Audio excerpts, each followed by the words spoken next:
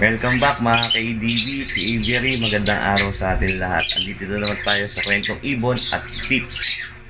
Ngayon po, ipapakita ko po sa inyo paano ako magpakain ng ibon, ng mga breeder ko, ng mga nasa fly cage ko, yung may mga inakay. Kaya ganun sila nakukondisyon. Okay? Papakita ko po sa inyo kung paano ko sila kinukondisyon sa pamamagitan lang ng pagpapakain ng mga alaga nating ibon. Ayun po. Kaya panoodin nyo to.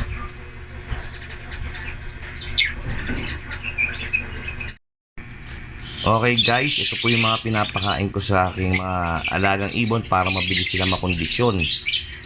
Ito po ay bird seed o white millet na may halong canary seed. Ang timpla ko rito ay 2:1. 2 kilong white millet o bird seed. Haluan ko ng 1 kilong canary seed. Yan. Ganito lang po. Siyempre, meron din tayong chick booster. Ito pong chick booster, ang gamit ko ay Thunderbird na chick booster. Yan. Para ito sa mga may inakay, sa mga breeder na may mga inakay na wala pang 1 buwan. Ito kasi pinapakain ko hanggang 1 buwan. Yan. Siyempre, meron din tayong oat growth. Ito po naman, ito rin pinapakain dito sa mga inakay at sa mga bagong walay na ibon. Ang kawawalay lang sa magulang. At siyempre, hindi mawawala yung ating sunflower seeds. Ayan. Sunflower seeds. Ito, usually, pinapakain ko to sa fly cage. Ayan. Kasi napapagod ang ibon, laging gutom. Ayan. Kasi lipad na lipad. Siyempre meron din tayo ditong successor, pampapertil. Ayan. Konti lang naman ang paglalagay nito. Ngayon po ituturo ko po sa inyo paano po ako magpakain, kung anong po ang timplahan. Okay guys, ito po yung ginagamit kong panukat. 2 ganito lang po sa isang pares. Kumbaga, isang ganito sa isang ibon, sa breeder po natin. Kung, diba, ang breeder po natin ay 2 nito. Tapos, lalagyan po natin ng successor. Ayan. Ito na po sila. Ayan. Ayan. Bale, ang nakalagay ho rito ay white millet at canary seed saka successor. Successor, pampapertil po yan. Ngayon po ito naman ang nilalagay ko sa fly cage. Ayan. Ito po ay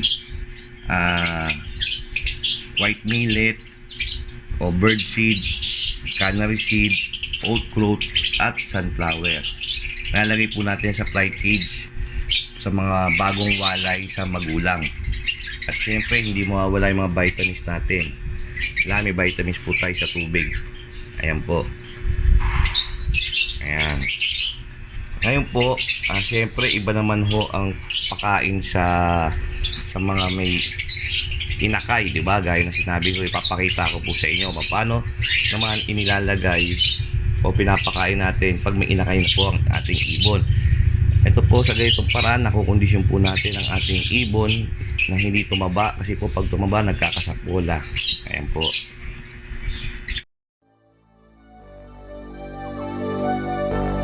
Fill me out with your smile. Now the sunshine brings the light. Fill me out with a flame. I will let you in this game. Take me out when I'm down. Lost with you, I'm safe and sound. Safe and sound. Safe and sound. Safe and sound. Safe and sound. Safe and sound. Safe and sound. Safe and sound.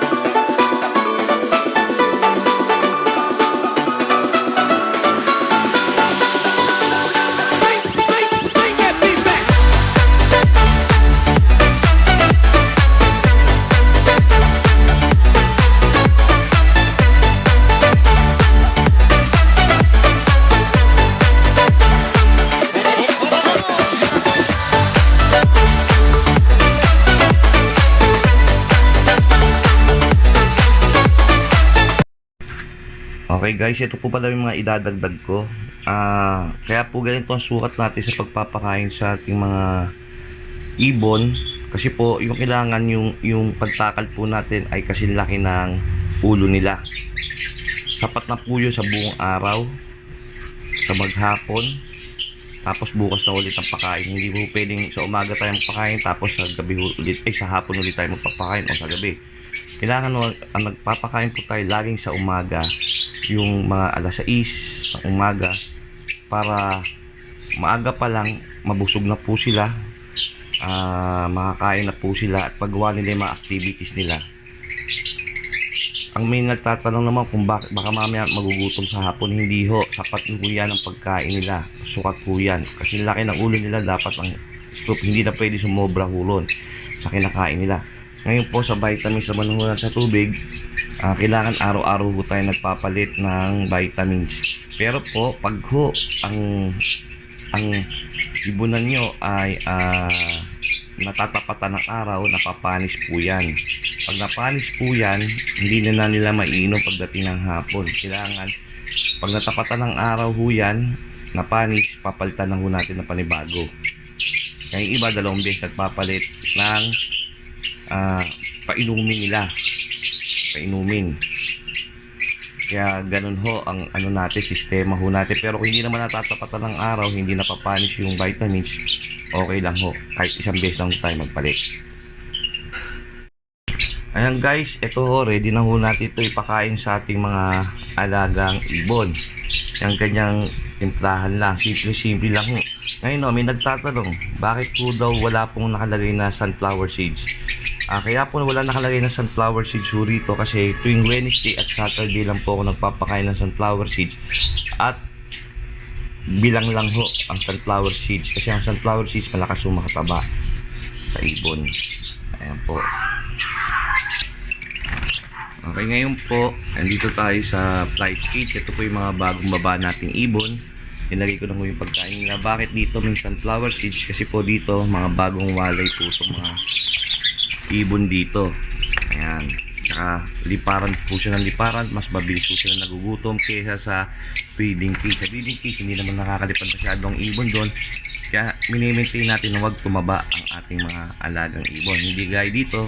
Dito po napapagod do sila rito, liparan sila ng liparan. Kaya dito, kumpleto ang pinapakain natin dito. White millet, canary, oat growth, tsaka sunflower seeds. Dito po sa loob ng flight cage natin. Ayan. Mamaya po ipapakita ko naman sa inyo paano pakainin pag may inakay na ang ating mga alagang ibon. Okay guys, ito lang po. Pag humiinakay na ho, ito na ho yung cup na gagamitin natin. Isang puno lang ho nito. Dahil isa pa lang naman ho ang inakay, maglalagay ho tayo sa ganyan. Tapos ho, kukuha ho tayo ng oat growth. Kahit kalahati. Ayan, kalahati. Lalagay din ho natin. At syempre, kukuha na rin tayo ng sunflower. Ayan. Hindi naman ganun karami, pero kailangan natin kumpletuhin yung Ricardo dahil may inakay na ho sila. Dito naman ang ilalagay natin kahit na isang kutsarang chick booster. Ayan po. Ito po, maganda po ito yung tulo para sa mga newbies. Ayan. Ngayon pwede na natin i-serve to. Okay guys, dito naman pag ang inakay po natin ay medyo ganito na ho kalaki. Ayan, ganyan. Ganyan na dahil ito po ay 1 buwan na ho mahigit. Dahil 28 na ho tayo, September 28, August 23, 25 po sila na-hatch o napisa. Ganito naman ho ang pinapakain natin. Okay guys, pagka ganun naman ho ang pinapakain natin, 2 takal na ho nito. Ayan. 2 takal. Tapos 1 takal ng oat growth. Siyempre, kukuha na rin ulit po tayo ng sunflower seeds, haluin. Ngayon, dahil 1 buwan na ho sila, hindi na ho natin bibigyan ng chick booster. Ayan. Okay. Ngayon, ready na natin ipakain yan. Ganyan na po kadali, kasimple magpakain sa African lovebirds, lalo-lalo na po sa mga breeder, sa mga niinakay. Ayan po. Ayun po guys, at sana po may natutunan po kayo sa aking naituro ngayon na tips sa pagpapakain ng ibon, lalo-lalo na po to sa mga newbies, mga hindi nakakabuhay ng inakay, at sa mga hindi nangingitlog ang kanilang breeder o ang kanilang pares. Ito lang ho ang gagawin niya sa pagpapakain. Ayun po, sana po i-share nyo po to sa mga newbies, sa mga ibang mag-iibon, para magkaroon sila ng kalaman sa pag-iibon. Po, hanggang dito na lang po muna ho tayo.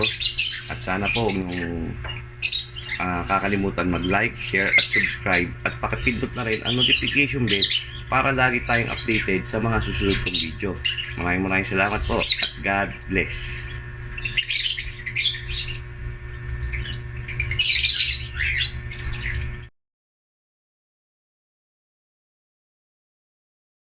Thank you.